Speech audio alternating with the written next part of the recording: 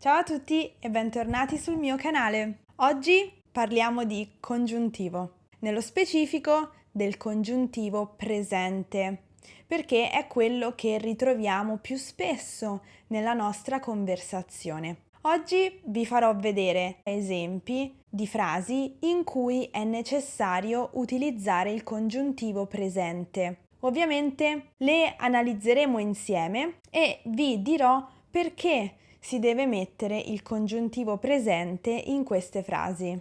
Non ci resta che iniziare. Allora, ecco qui gli esempi. Iniziamo con quelli più semplici che già conosciamo o che dovremmo già conoscere. Il primo esempio è: penso che Lucia sia in ritardo. Qui c'è il congiuntivo sia perché ovviamente penso è un verbo di opinione e quindi appunto abbiamo la necessità di mettere sia perché appunto è un'opinione, non è un fatto certo. Allora qui al posto di penso possiamo mettere altri verbi di opinione, come ad esempio ritengo, immagino, suppongo, presumo, credo, dubito, ho l'impressione che. Non voglio darvi troppe opzioni perché capisco che possono essere troppe informazioni allo stesso momento, quindi per il momento ci fermiamo a questi esempi qui. Quando avete un verbo di opinione o di convinzione personale, è necessario usare il congiuntivo dopo. Ovviamente qui noi parliamo di congiuntivo presente perché tutti i verbi principali di questi esempi sono all'indicativo presente. Quindi tutte queste frasi sono su un piano temporale del presente. Quindi tutti gli esempi che vedremo in questo video sono sul piano temporale del presente. Andiamo avanti. Sembra che sia così. Sembrare è un verbo di apparenza, cioè a noi sembra che sia così, ma non è detto che sia così.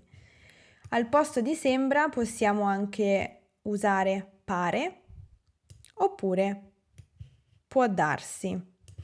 Quindi possiamo dire sembra che sia così, pare che sia così, può darsi che sia così. Questi verbi danno una sensazione di incertezza, di apparenza, perciò non abbiamo la certezza di un fatto, di qualcosa. Per questo motivo dobbiamo usare il congiuntivo. Poi, voglio che tu vada al corso. Volere è un verbo di volontà, ovviamente. Ce ne sono però anche altri, come desiderare, chiedere, ordinare, sperare. Con tutti questi verbi, se coniugati al presente, ovviamente, come in questi esempi, dobbiamo poi usare il congiuntivo presente. Quindi qui io posso dire voglio che tu vada al corso, desidero che tu vada al corso, chiedo che tu vada al corso, ordino che tu vada al corso, spero che tu vada al corso. Poi nell'esempio seguente abbiamo invece un verbo di sentimento. Mi auguro che tu sia felice. Quindi augurarsi è un verbo di sentimento, come anche amare, piacere, dispiacere, temere, sono felice che, sono triste che. Tutti questi verbi ed espressioni devono essere seguiti da un congiuntivo. Quindi io qui posso dire mi piace che tu sia felice, sono felice che tu sia felice, oppure temo che tu sia triste, al contrario. Mi dispiace che tu sia triste, eccetera. Poi veniamo a questa frase che è molto interessante dal punto di vista della struttura ed è una frase che noi utilizziamo sempre, quindi è molto importante impararla. È la struttura verbo essere terza persona singolare più aggettivo più che.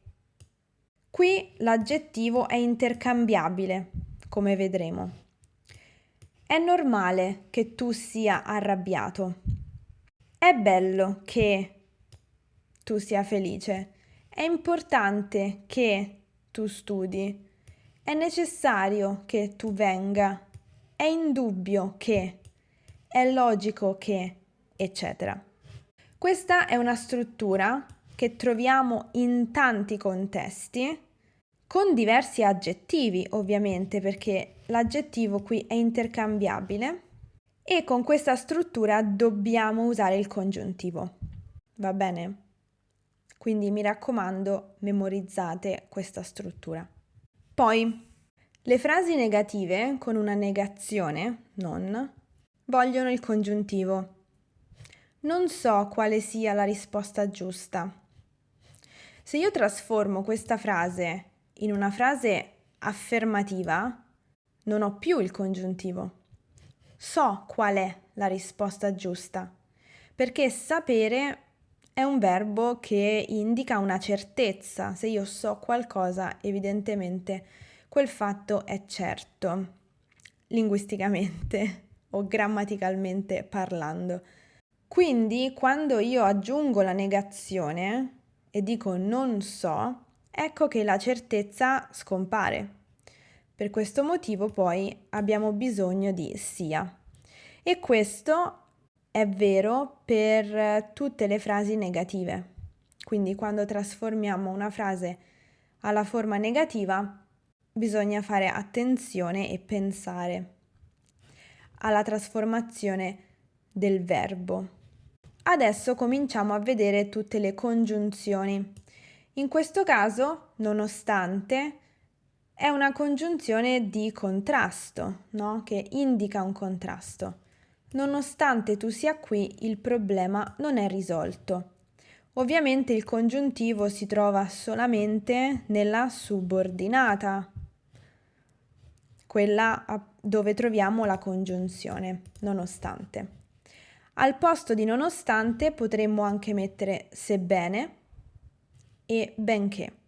Nonostante, sebbene e benché sono sinonimi, quindi possiamo intercambiarli in una frase. Affinché è una congiunzione che indica uno scopo, quindi affinché voi passiate l'esame dovete studiare. Quindi passare l'esame è lo scopo dell'azione di studiare. Qui al posto di affinché potremmo anche mettere perché, che non è un perché causale ovviamente, ma è un perché che indica uno scopo dell'azione. Passiamo all'esempio successivo. Accetto il suo invito a condizione che lei mi racconti cos'è successo. Qui abbiamo a condizione che è una locuzione che indica una condizione o un'eventualità. Abbiamo però varie opzioni, quindi al posto di a condizione che potremmo anche mettere qualora, purché e a patto che. Poi abbiamo altre due strutture che sono senza che e prima che. Senza che indica una mancanza, quindi sistema la stanza senza che la mamma te lo ordini. Quindi questa azione di sistemare la stanza deve avvenire senza che la mamma ordini di sistemare la stanza. Mentre prima che indica una condizione temporale. Quindi prima che la mamma torni a casa i bambini devono sistemare la stanza. Quindi i bambini devono sistemare la stanza è una situazione che deve avvenire prima che la mamma torni a casa. E queste due strutture, senza che e prima che, vi consiglio di memorizzarle così come sono e sapere che dopo sono seguite da un verbo al congiuntivo. Nel caso di questi esempi, un congiuntivo presente perché tutta la frase è al presente. Bene, e fin qui abbiamo parlato di esempi semplici. Adesso passiamo alle frasi un po' più complicate. Allora, chiunque venga al negozio oggi riceverà un omaggio. Qui abbiamo la necessità di mettere venga, quindi il congiuntivo presente di venire, perché qui c'è un pronome relativo indefinito, chiunque. Proprio perché è un pronome relativo indefinito, quindi non certo, abbiamo bisogno del congiuntivo dopo. Quindi chiunque fa riferimento a tutte quelle persone che potrebbero venire oggi in negozio, ma non sappiamo chi sono. È per questo motivo che utilizziamo chiunque. Stessa cosa in realtà con l'esempio successivo. Ovunque Luca vada, trova degli amici. Qui abbiamo ovunque, avverbio relativo di luogo. Quindi in qualsiasi posto Luca vada, lui trova degli amici. Quindi ovunque è indefinito anche qui, se vogliamo, non sappiamo dove, ma in tutti i posti in cui Luca va. Stessa cosa con questo esempio. Qualunque cosa tu faccia, avvertimi prima. In questo caso però qualunque è un aggettivo indefinito, perché poi abbiamo il sostantivo cosa dopo. Però comunque è indefinito, qualunque cosa tu faccia, quindi io non so che cosa farai, qualunque cosa tu faccia o qualsiasi cosa tu faccia, congiuntivo, avvertimi prima. Questi 3 esempi in realtà sono molto importanti perché sono sicura che voi li avete già visti o li avete già ascoltati. Questi erano tutti gli esempi che ho voluto condividere con voi in questo video. Ah, un'altra cosa, se vuoi vedere altre video lezioni di lingua italiana oppure dei vlog in italiano o anche video di grammatica, ti consiglio di iscriverti, così potrai essere aggiornato su tutti i video che pubblico sul mio canale. E poi lasciami anche un commento con un suggerimento su un possibile nuovo video. Magari vorresti vedere una video lezione su un argomento specifico e quindi fammi sapere, così magari potrò farlo in futuro. Grazie mille. Spero quindi che questo video vi sia piaciuto e noi ci vediamo nel prossimo. A presto, ciao!